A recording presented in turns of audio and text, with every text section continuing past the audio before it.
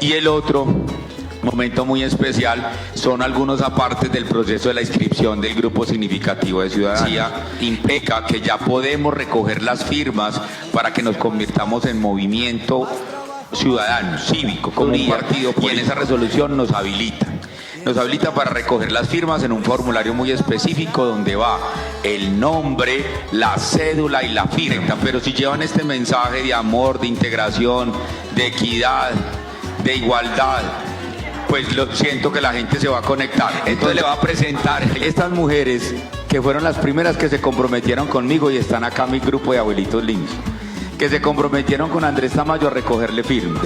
Gente con chalecos, gorras y con estas tablas y un lapicerito. Es un fuerte, fuerte abrazo porque ellas van a darla todo por este proceso. ¡Bravo! Muchas gracias.